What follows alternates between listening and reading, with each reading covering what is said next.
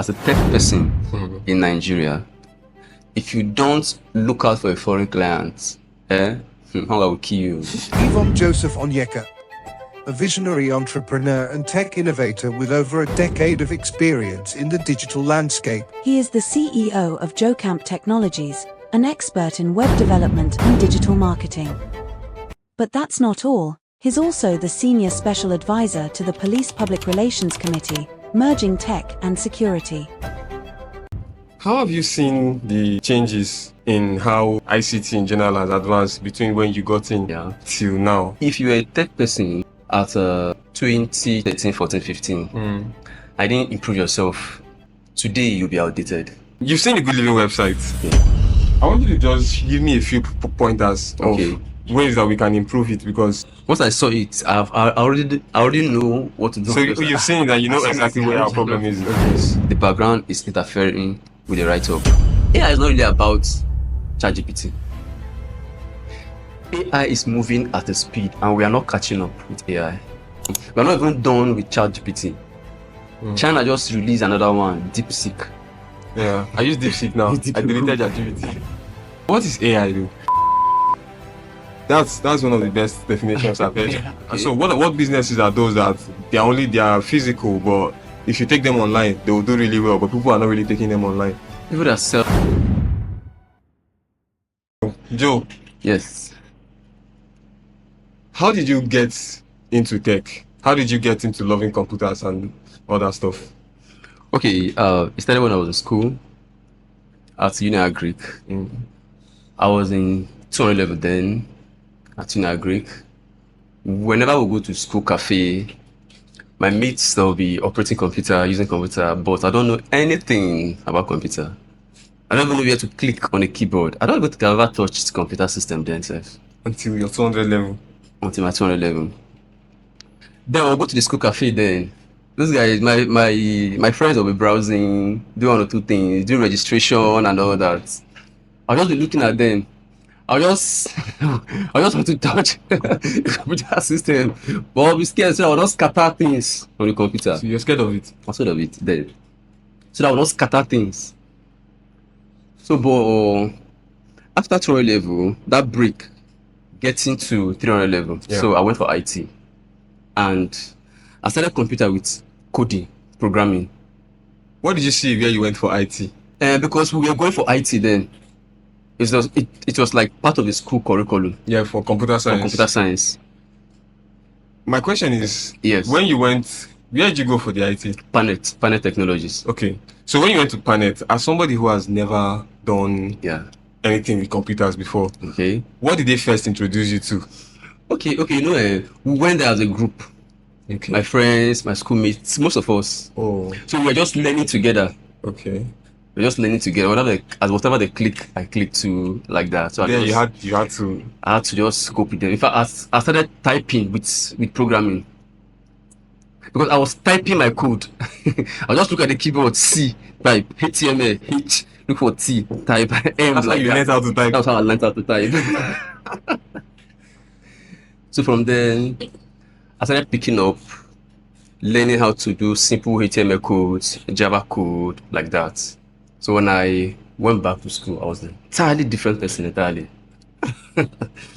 Most of those guys, most of those my friends, I was better than them in computer. In 6 months of IT or? Not even 6 months, 3 months of IT. I was better than them. You know where I'm confused? Okay. It is the jump from not having watched a movie or opened a web page on a laptop before to being able to code. Did you people learn the coding? Did you were you taking extra lessons when your mates were not around, or all of you were learning the coding but you somehow learned it faster? No, we're learning together. Okay. We're learning together. All of us were able learning together. But you know, now I enjoyed it. I picked interest in it. You loved it. I loved it so much. So I just had to be doing it. To the extent that I don't have computer system. Then I had to pay money to hire system for some months. Oh. What did that cost then? Eh? What did that cost? It was like 3K then. Okay. That was like 2008. Okay. That was a lot of money now. A lot of money, 3K. I think I hired it for like 1 month or thereabouts. I had the system. So I'll be so why okay, so that why go for IT? At least I'll be practicing the practicing what I've been taught there. So that was just, so from there I just picked up. So when I went back to school, I was a entirely different person.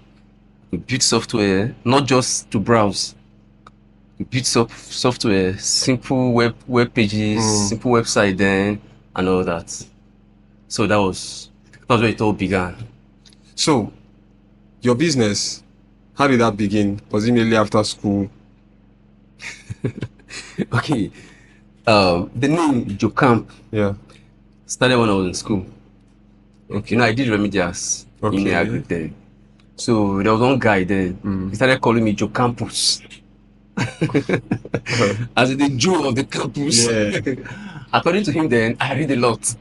Oh. So he now nicknamed me Joe Campus, as in the Joe of the campus. So ironically, people started calling me Joe Campus. Name stuck. Joe Campus. Initially, I never liked it because I thought they were like mocking me that I read a lot. Joe Campus, I anything book, I would like to just be touching it. So they nicknamed me Joe Campus.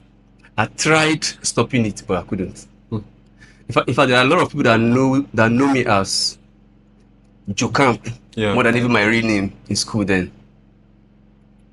So I just accepted the name like that. So when I got to my service, when I went for service, I now registered it as a business name. That was where everything started. Where did you serve?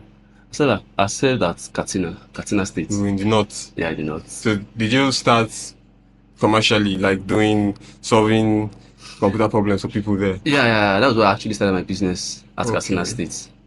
I registered the business there, printed my receipts, printed my complimentary card, built my website and everything. Okay, no, I had a website then before going for service. Okay. Yeah, I had a website before going for service. So, but I officially started at Katsina. That's when I started there. How have you seen the changes in how, ICT in general has advanced between when you got in, especially when you got in commercially, till now? Because there's a lot of years. It's over a decade now in that time frame. Yeah. What are the things that have improved that you like in that time frame? Okay. Tech is really growing, speeding at the speed of light. If you are a tech person at 2012, 13, 14, 15, I didn't improve yourself. Today you'll be outdated. Today you'll be far outdated. Okay, for instance now, those days I used to build site with coding, Java, Dreamweaver, like that. But today there are robust systems, robust tools that we use to build sites, to build better sites, more functional, more professional, and quicker. You understand? Things like WordPress, Joomla, Wix, and all that. It is not like coding those days that you must code before you. So just imagine I'm a 10-year-old. Okay. Explain to me how difficult it is to use coding to build a website compared to how it is to use apps or programs like Wix and WordPress. What are the processes involved when you're using coding? And okay. If you're using coding, it's just like you are building everything bit by bit. Just like if you want to build a house, for instance, you bring sand, you go and be packing sand with barrow, bring it, all those things. Why there are some people that will just have already done all those castings, they'll just be joining them together, putting them together. They'll build faster than you. And just packing sand with wheelbarrow, come and pour, use messing knife, and be doing it. Meanwhile, there are some advanced system that that have already built and casted those things. They're just be joining them, putting them together. Yes. You see. So at the end of the day, they'll build a better house, a stronger house, more good looking. You understand? Are you building it, let's say manually? But our advice, start with coding. Why? Start with coding. As if you want to go into tech. Okay. You understand? If you want to go into tech, just start with coding so that you just strengthen your brain, so that you just know the background of it, Right. of some of those things. Like if we are in our place now, if you are teaching web design, we start with the basic. We don't just jump into WordPress. What are the basics of web design? HTML. What is HTML? Hypertext markup language. What does that do? Okay, it's just like a language. Okay, computer language. Yeah, language, a code that the World Wide Web recognizes. Okay. You understand? Because what you see, that interface you see, is just like an output of what the World Wide Web is reading. So if it reads it transfers it to what you see through hypertext transfer protocol, Okay. HTTPS. So there's a certain language you will give to www. Yeah. And to the user's eye, yeah, it will now show you something. To show you the output. Okay, so it's a language. It's a language. So you need to start from there so that you understand it very well before you move to normal drag and drop thing. So that's just it basically. So our advice, you start from that side for people who want to go into tech. You understand? But then business wise, you just move straight. Okay. Just move straight. But if you want to be concrete with what you are doing, just start from the bottom. Then move with the normal drag and drop stuff. It helps a lot. It helps to debug. Okay. What's debugging? Okay. Debug means solving problems. If you see error, solving those errors. So because you have knowledge of those background, you can easily solve those errors. You can easily debug them. Okay, so yeah, it's true, because if you build it bit by bit, it's easier for you to trace back to the root cause of any problem. But if they give you some finished project that you join together, then if there's a problem beyond where you know, you're stuck. You're stuck. That's just it. Yeah, that's a very good advantage. You're stuck. So you are a special advisor to the police. Yeah, police PCRC. To the Police Community Relations Committee. Okay, to a branch of the police. Yeah, not really. It's just like community police. Okay. Community policing. Okay. Yeah, so I'm the senior special assistant. Okay. To Benue State Police Community Relations Committee on ICT and digital technology. So, in layman's terms, what do you do for them? Okay, I'm in charge of anything technologies, ICT, like I want to build sites. Okay. I build the sites. I manage the sites. Okay. Anything advertisements, online things, internet stuff. Okay. I do them. Going back to web design, are there different types of protocols for different types of websites? For example, I know that there are websites that are interactive in the sense that you do business with them. For example, a bet site. Okay. What kind of access does a regular bet site have? Okay. To the user? What does the other end of it look like? It all depends. It all depends on what you want to do. There are a lot of platforms for building applications. Okay. You can use Python, Java, Drupal, PHP, C++, C#. So depend on the language or the tool that you want to use. Okay. You understand? So the platform that you want to build, or what you want to build, you understand? If you feel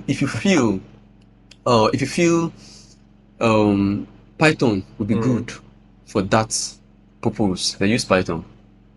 Okay. If you feel C# would be good for that purpose, use C#. And if you feel Java would be good, use Java. What differences do all these? In fact, what are they even called? Because I just know their names, but I don't know exactly what to call them. Things like Python, Java, C++, Okay, they're all and the programming rest. language. They are programming language, just like Yeah, HTML. HTML, yeah. They are the They're just same the same programming language. Yeah. So, what does one have over the other? Which one do you prefer to use? Okay. Currently now, I think Python will go a long way. Okay. Python will go a long way. How is it better than the other ones? I think most applications now uses Python. Okay. Most AI stuff you use Python. Chatbots and all that, artificial intelligence. It is Python integrated. So when you use Python to code those things, they do better. I think Python is more friendly with this technology growth now. It's just like in those days you see Java phone. Yeah. But they don't use Java. You can't use Java now for those. They are slow. Yes. You understand? Okay. So Java is like it's a slow language. It's less sophisticated. Less compared to all those. It is good though. Java is a strong. It's a good thing. But for now, I think Python is good for building current applications. Okay. Is there anything that Java is good for even today? Softwares now. All those Java is good for building softwares, enterprise applications. You could use Java for portals. Portals, yeah. Okay. To build portals. Okay. You could use Java for building all those desktop applications. Oh, desktop applications. Desktop applications. Yeah, I thought about those ones. You could use Java to build them. You could probably use Java to build some of these business-oriented softwares. Okay. Those are where we're in school. We use Java to build those things. Okay. All those sales reports, sales record, business softwares. We use Java to build them. So before we go back to Python, yeah, one of them, like C++, for example. Okay. What strengths does it have now? What is it best for? Okay, to me, C++. Yeah, or which other ones do you think? Java.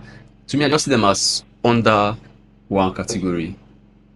But I think C# is more, should I say more current? Or should I say more flexible? Because as technology grows, to me, I just feel C# is more recent than Java. Okay. Than Python. Okay. Do you understand? But just that people use Python these days more. So yeah, because I'm not more into coding because of the business aspect. Okay. Yeah, I'm a business person, right. So I move where business is moving. That's just it. Yeah. Okay. Yeah, I have a business question for you actually.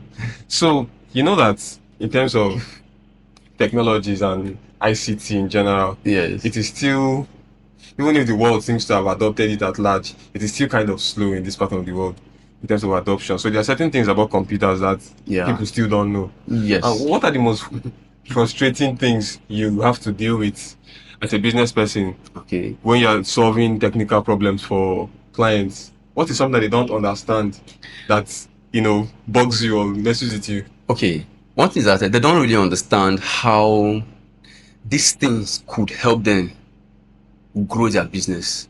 They don't understand how global it will make them be. If at a time, if I recently, I don't hunt for local clients, I hunt for foreign clients. You understand? Because they value it more, and not just value it, they pay more. They value it more. Don't need any other incentive. Yeah, they value it more and they pay more. They don't stress you. They know what they want. Yeah. And they tell you what they want. So it's easier for you to just go straight to the point to deliver what they want for them. Exactly. You understand? But first of all, a local client, most of them don't even know what they want first. They just tell you they want to build a website so they can be getting mails. His website's for getting mails.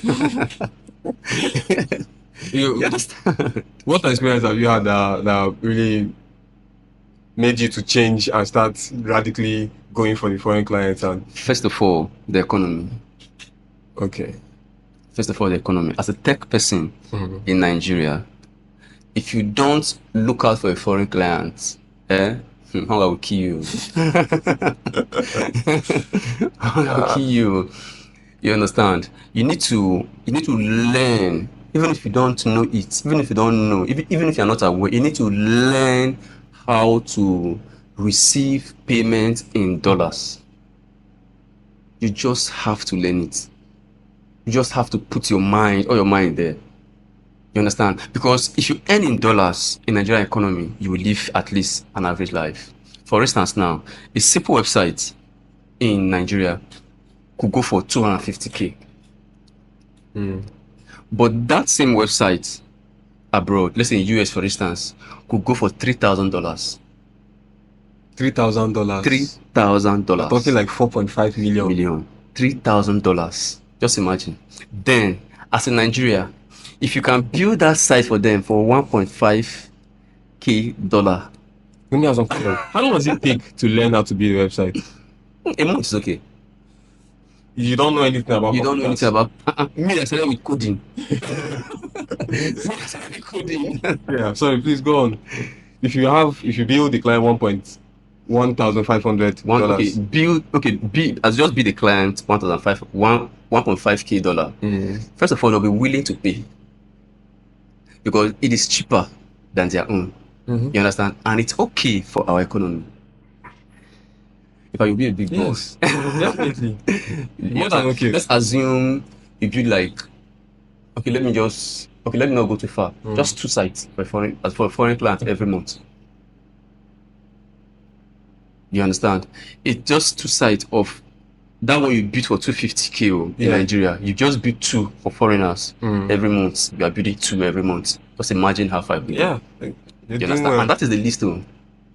You understand? Okay, let's assume a site of like 800k in Nigeria. You understand? Abroad it would be like $7k. What determines the quality of the site and the different price ranges of the site? Okay, good. First of all, the content of the site. What the site will be made of. Okay. You understand? There are some sites that are just for information. Okay. You understand? There are some sites that are just write up like that. Then there are some sites that will do some certain things. Get mails, get orders, something like that. And again, the number of pages and the professionalism of the site also matters. How good looking the site is. The speed, the kind of server used for the site also matters. You understand? Just like you want to build a skyscraper, you can't use foundation of a bungalow. You understand? So it has to go deep if it wants to go far. It has to go deep. And that's more that when the clients come, we sit them down and ask, what do you want to achieve with your website? What do you want to achieve? What do you want to do with your website? Is it a blog? Is it a news website? Is it a site for eatery? You understand? Is it a site for a construction company? So from then I will know what I want to do for you. If it's a blog, it has to have a comment section. You understand? Where people comment after 1 or 2 things. If it's for instance a construction company, there need to be at the first page. There needs to be an order first, a place where you take order. Yes. You understand? Where people order for quotations. The first page need to have it. In fact, at the front safe, so that once they just click in and land on the home page, they need to see those things. Then, if it's a blog, it needs to be well arranged. Catchy images and headlines. You understand? There's a way you arrange blogs, so that's just it. You've seen the Goodliving website, right? On phone. Yes. Not on system. Yeah, I'll show you on phone because I think that's where most people will access it anyway. Okay. I want you to just give me a few pointers of ways that we can improve it because. Okay, I've seen it. I think I've seen it. Once I saw it, I already know what to do. So you've seen that, you know exactly where our problem is. Okay. Yeah. It needs to be well refined, well touched. the images, when you place the images there, Yes. yeah, need to be well arranged, need to look professional. Can you look at it and correct it in real time for me? All right, let me see.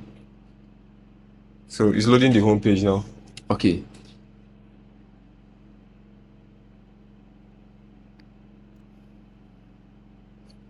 Okay. The background. Yes. The background need not to interfere with the write-up. Okay. In this slide, yes, the background is interfering with the write-up. They should be of entirely different colors, sharply in contrast of each other. Mm-hmm. If the background is white, mm. the text has to be dark gray or black. Okay. You understand? Has to yes. be dark gray or black.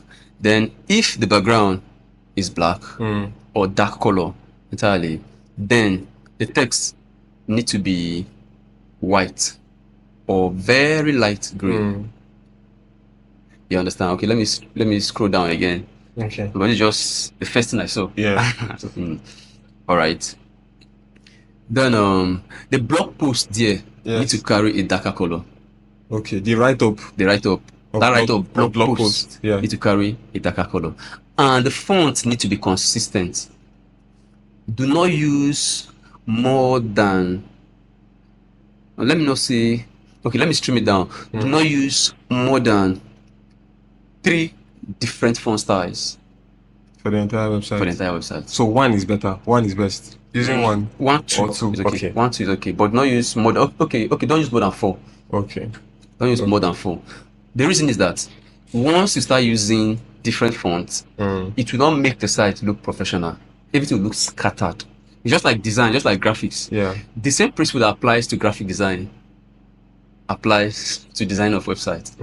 If you're a good graphic designer, you can build a nice website. This interferes with the audio. Thank you.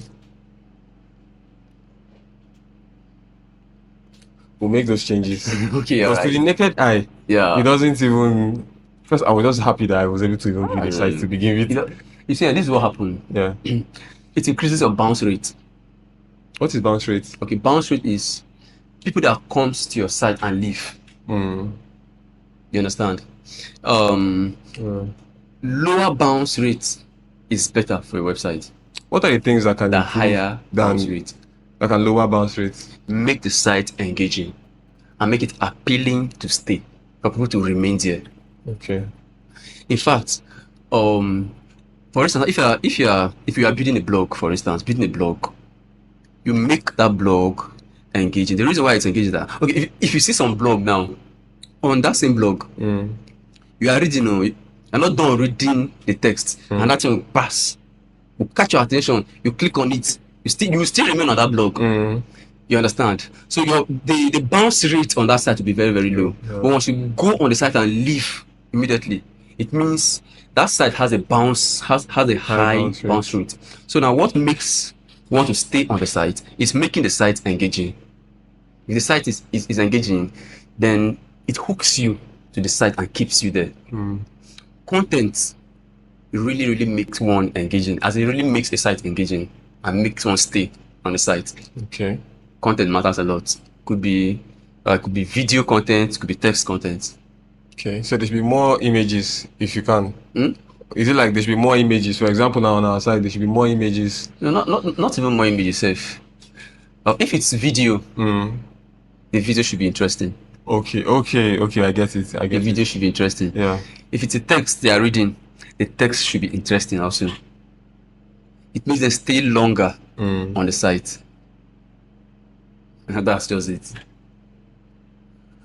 That's interesting. And the longer one stays on the site, it makes that site, for example, if it's a blog, for instance, it makes that site good for Google to run advertisements. Okay. And when we run advertisements in your site, then you start making residual income. So it's just about engagement. About engagement. So that's just it. On the issue of AI, yeah, what's your opinion on it and on how far we've come, or the adoption of it so far in this part of the world? Okay, ironically, should I say ironically? Okay, surprisingly, AI is moving at a speed, and we are not catching up with AI. You understand? AI is moving at a speed, and we at this part of the world, we are not catching up with AI. Okay, for instance, now we are not even done with ChatGPT. China just released another one, DeepSeek. Yeah, I use DeepSeek now. I deleted ChatGPT. Yeah, you understand? Yes. China just released another one, DeepSeek, and the kind of information DeepSeek gives you, you'll be sure. Okay, if you want to compare, just write a prompt with ChatGPT and write a prompt with DeepSeek, and you see the difference. The result DeepSeek will give you will be quite different with what ChatGPT will give you. You understand? Although ChatGPT is still good, though. Yeah. But Kai, to what I do now, I use DeepSeek. Except I want to make further research, I'll just go back to ChatGPT to see their own opinion. Okay, yeah.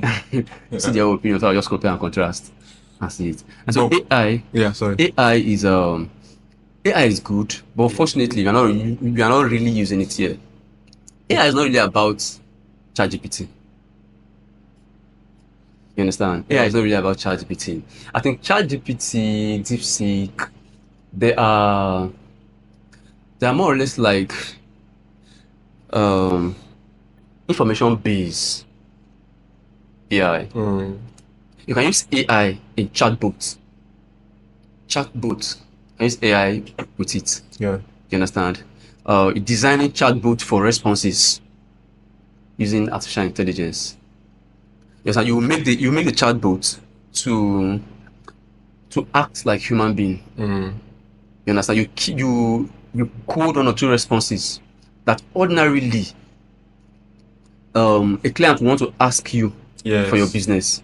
So you code those responses into the chatbot code so that once a client asks you, let's say from your site probably, or any medium, you might not be there, but chatbot will be responding as if somebody's responding, as if somebody's chatting with you. There's nobody there. It's AI. And it does that based on the keywords. Based on the keywords that the client provides. So if you recognize those keywords, there's already a response. There's responses that you can give. Okay. How can we? In what ways can we use AI more? But first of all, before we even go there, the concept of AI for many people is ChatGPT. Okay. That's all. Yeah. You know, is or the chatbots we see on Snapchat and WhatsApp, and that's all. So, what is that wider scope of AI that we don't seem to see? Okay. What is it exactly? Okay. AI too. You can use AI too. Is being used in robotics. See those humanoids. Those robots that act like human being. Yes. Talks like human being. That is AI. So what is AI do? AI is like imputing a programming a programming protocol. You understand? Imputing a programming protocol into a system to make it reason like human being. Okay. That's one of the best definitions I've heard. To make it reason like human being. Okay. For instance now, if you see all those ChatGPTs, you understand? They are designed in such a way that they will automatically surf the net, surf the internet space, and provide answers that will match with the question you typed on them. And in just seconds. Just seconds, just provide you. For instance, now if you ask ChatGPT, who is Yvonne Joseph Onyeka? But if I want to ask ChatGPT that question, okay. So now this is what ChatGPT said. Okay, he is associated with technology. You understand? And he's well known for Joecamp technologies. He recently did 4-year anniversary as a professional digital marketer. You understand? So ChatGPT now said, okay, he recently did 4-year anniversary as a professional. He said a lot of things, a lot of stuffs. Made sentence around your qualifications. Yeah, like that. But how did they know? They surf the net and get those information they presented to me. Yes. So that's another aspect of AI. So AI, it's just the ability to make things act like a human being. So it is an artificial intelligence. So those intelligence, they are artificial. Yes. So that's why it's an artificial intelligence. Yes. So those robotic too, they impute those programs into them. So that when you ask that question, it goes to the internet database and brings out the response, the output. And it can work. Sorry, you're going to say something else. Okay. And bring out, and that would be so good that you just imagine how come, how come it is like this. You understand? So there are other aspects of AI too, making videos too. You understand? And you can just like how ChatGPT is. There are other platforms too for making videos, just like ChatGPT. Things like InVideo, you can use InVideo and just make YouTube videos and just post directly on YouTube. Just by prompt. Just by prompts. Ask from, you want to do this, you want to do that, this. Just bring out a video with everything you needed. Nothing to edit, say if you like. Just post it like that on YouTube. You understand? So AI can be used in so many ways. Just that a lot of people just think AI is just ChatGPT. No. What do you think about this fear that it will take over the world? Like, where do you think that fear comes from? To me, I don't think it will take over the world. Just that it will make things better. Okay. A lot of people think it will take over. For instance, now content writers think AI will take over that job. No, but it's not true. It will rather make their work easier. If they just adopt the technology. It will make their work easier. That's just it. If you want to, because your what is in you is still in you. If you have that you can sense an AI write up. You understand? You can sense an AI write up. Yeah. But a content writer can tweak it. Okay, if it's a content writer, those write up can just be like an idea for the person to work on. Wow. So that's just it. You see where some of these fears come from? Yeah. Let me explain. Maybe you understand why we have those concerns, because I have some of those concerns as well. Okay. You see how it's a revolutionary technology. Yes. Yeah. And it's beginning to find its way into every aspect of life, because it makes things easier. If I can automate everything that happens in this space to happen without my presence here, I would prefer to do that, right? But it gives it control over my household, for example. It gives it control over my car, if you use it in your car. It gives it control over your phone and all the things that you want it to help you with. Yes. So what if at some point down the line, I also know that AI is regenerative in some cases. It gets better on its own. Yeah, so yes. So recently, because I've been following this stuff, recently there's been a breakthrough where AI was able to beat a human at Go. And Go is the most complicated card game. Is this, I don't know if, board game. Okay. Is this Chinese game with those white and black pebbles? Okay. They'll play on a board, they like on a line. Okay. That thing. It's one of the most complicated, it's the most complicated board game in the world. And AI has been able to beat a Go champion in it. Okay. And previously he beat the chess master in very long ago actually. So we've seen that it's been able to improve itself by itself. So now my fear is, at some point, can this thing get so improved on its own to the point where it figures out that it doesn't need us anymore? There is no way AI cannot be alone. Okay. AI cannot create itself. It is human that creates AI to make human work easy. Okay.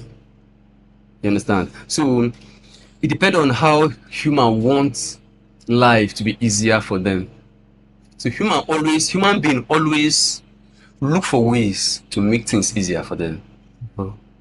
So in their quest for looking for ways to make things easier, they'll be strengthening the intelligence, as in they'll be strengthening an artificial intelligence to do things better for them. So that's just it. So there should be really no fear. No fear, but just to make things life easier for human beings. Yeah, and you're into digital marketing. Yeah. What is digital marketing? Digital marketing is basically to sell things to market things digitally. Market things is basically not marketing things physically. Okay. Going physical for marketing. Going to meet you. I do this, I do that, I do this, I do that. No, this one, you just meet people online and do your marketing. Okay. That's just the layman definition of digital marketing. The part that I'm most curious about is one, getting people to see a business, for example, like advertisements on the internet. Okay. Right? How does it? There's something like they call your audience, or I've forgotten how they say it in that marketing term, where it is how they people that do those things, those ads like you. Okay. There's a way you say you're going to find somebody, the people who are most likely to patronize them. Exactly. Okay. So when you're going to run an ad for them online, okay, the people that are most target audience, exactly. That is the word. That is the word. Target audience. How do you determine a target audience for a business? Okay. If somebody was going to find their own target audience by themselves, what would they need to? Okay. First of all, if you let me say, if for instance, as a web designer, you understand, my target audience would be business people, bloggers, schools. You understand? Target audience, business people, bloggers, schools, some of those things. People that would want their what they do to go viral or to go global beyond their physical location. Okay. You understand? So now, if you've identified yourself, I mean, if you've identified that these people are my target audience, it simply means if you go online, look for those kind of people. Okay, so it's like doing that search that you're doing in physically, Go online, look for them. Right. You understand? Yes. Look for them. That's just it. So as a podcast brand, for example, and with everything that you see that we do, okay, you know, it's a little bit more complicated because somebody who sells cars, you see, you can say people are looking for cars, but for us, where our main commodity is content, how can we find target audience? Okay, and when it comes to things like blog, podcast, content, and all that, what will make your blog, your podcast to go viral is how interesting the content is. Okay, so it has quality now. It has, the quality of your content. If the quality of your content is the platform you are using to make it, as in the platform that you are posting it to, for instance, now YouTube. Yeah. You understand? If YouTube senses that your podcast or your blog or your video, for instance, your video is interesting, they will recommend your video to another person. Okay. And how do they know that this thing is interesting? If someone stays long on your page, they'll know that no, this thing is interesting. So because it is interesting, because people spend longer time on it, they will recommend it now to somebody. Maybe somebody that must have searched for something related to that topic you are saying in podcast. They'll recommend it to the person. And once the person click it, you have more view now. And when more people start coming now to click it, then it simply means they'll just make it viral, just be going viral. Because there too, they want to be running advertisements on that place. So because more people are coming there, it simply means you are pulling traffic now to your podcast. So it becomes a fertile ground to run advertisements. So because they'll be doing business under your video, they'll make more people to see it. So they want you to go viral. So in fact, they want you to go viral. They want you to go viral. So it's a different ball game from physical businesses. It's a different ball game. That was a different ball game. So considering our locality here, this is Makurdi. There is if you were going to, what physical business is not exploited enough in terms of the one that if you take it online now, you can get a lot of traction from there? Okay. Moving physical business. Yeah, you know that not everybody has websites. There are still a lot of people that are running their business only physically. Okay. And so what businesses are those that they are physical, but if you take them online, they will do really well, but people are not really taking them online? People that sell accessories. What kind of accessories? all kind of jewelries, phone accessories, Okay. all those jewelries, phone accessories, those things, they sell online. Because they're easy. They're easy. They sell online. But people see them, they always make orders. And that's why um, um, um, um, platforms like Jumia, they do well. Jumia, Konga, there's this new one, Temu. Yeah. Temu. It's taking over the whole place. It's taking almost everywhere.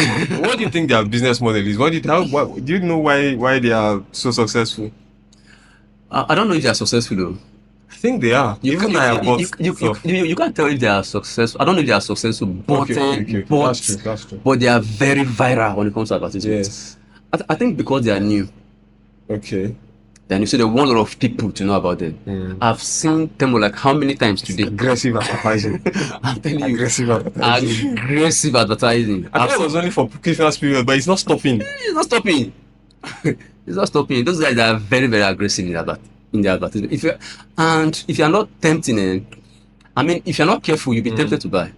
The way they do the The way ads. they do that, you'll be tempted to buy. And I've not bought from them before. Maybe I'll buy later, but their pricing, is that price real? Is that price real? I'll give you my experience. I bought 2 wristwatches. Okay. And because of some of those bonuses that were there, Yeah. I paid about 8,000, just under 9,000 for Yeah. both wristwatches. Okay. And they came with a bangle and a ring. 2 wristwatches, 1 bangle, 1 ring. How much 8,700 or so. for the two? Yes, for both of them. What? I bought two wristwatches today. I bought the two 8,000 naira. No ring, No bango, nothing. But now I just ordered But from Temu. I have to be honest, they are really light. Okay. Yeah, okay. very, very light. The design is sleek, looks nice, looks just like it looks in the picture, but you know it's not the same, it's not probably the quality you're expecting because it's very, very light. Probably why it's so cheap. Okay, maybe. So yeah, that's something that we might look out for. Yeah. You know, you can't tell the weight of something You online. can't tell the weight of something, yes, until you really touch it and feel it. Although that is one of those things when it comes to those online stuff, online marketing and all that. So that's just it. So another thing again, okay, accessories. Another thing again, that you can do, that you can take from physical to online. Yeah, I think it's basically accessories and services like graphic design, for instance. You can take your graphic design online too. Taking it online, what are the channels? For Okay. example, the one of accessories now, I own a big accessory store. What is my best route You just build your to e-commerce break in shop. online? To build my own e-commerce Yeah, shop? your own e-commerce shop. Run advertisements from Facebook.